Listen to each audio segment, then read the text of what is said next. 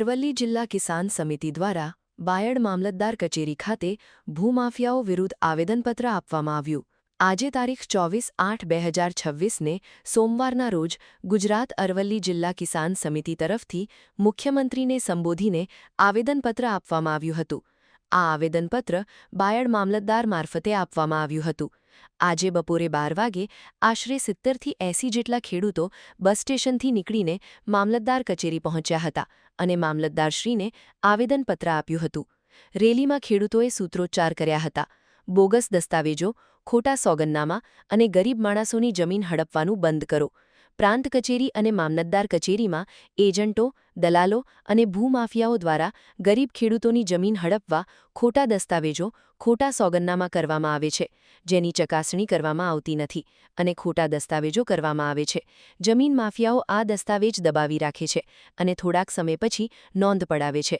ખેડૂત ખાતેદારને તેની 135(d)ની નોટિસ મળતી નથી અને ભૂમાફિયાઓના નામ જમીનમાં દાખલ થાય છે.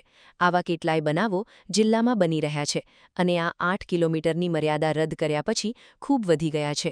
જેથી આજના આપેલા આવેદનપત્રમાં માંગ કરવામાં આવી હતી કે બોગસ દસ્તાવેજો રદ કરવામાં આવે અને ખોટા સોગંદનામા કરનાર સામે પોલીસ ફરિયાદ કરવામાં આવે અને આવા ખોટા કાગળો ઊભા કરી જે દસ્તાવેજ થયા છે તે દસ્તાવેજ રદ કરવામાં આવે. આ બાબતનું આવેદનપત્ર મુખ્યમંત્રીને સંબોધીને મામલતદારશ્રી મારફતે આપવામાં આવ્યું છે. આજના કાર્યક્રમમાં ખેડૂત આગેવાન ડી.આર. જાદવ, એડવોકેટ ચંદ્રપાલસિંહ ખાંટ, કિસાન સભાના પ્રમુખ ભલાભાઈ ખાંટ, મહામંત્રી મહેન્દ્રસિંહ પગી, ઉપપ્રમુખ રાકેશ પરમાર, રાકેશ તરાર અને પીડિત ખેડૂતો ઉપસ્થિત રહ્યા હતા. બાયડ મામલતદાર કચેરી વાતક ખાતે ખસેડવાનો રાજ્ય સરકારે લીધેલો નિર્ણય એ તકલખી નિર્ણય છે.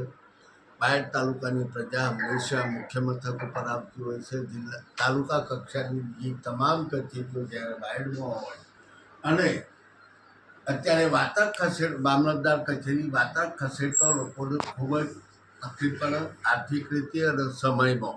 એ જોતો ભૂતકાળમાં પણ 2 વર્ષ પહેલો સતત રજૂઆતો કરી રાજ્ય સરકારે હૈયાધારણા આપી હતી કે અમે કચેરી ખસેડીશું નહીં.